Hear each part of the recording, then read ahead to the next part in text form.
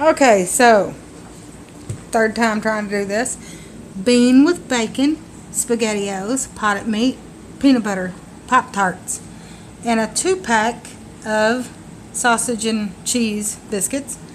Uh, let's see, rice-a-roni, onion rings, Big Red, crackers for my husband's lunch. Now, here is waffles, cereal, Cheez-Its, cheese balls.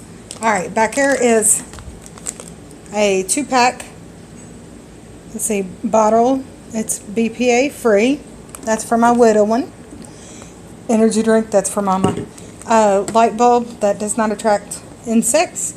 A night light for my little one.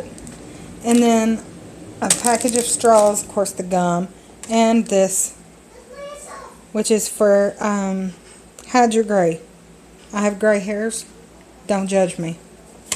Alright, oh, I almost forgot to show you. I got a thing of white bread there for $1. It's pretty good haul. Pretty good.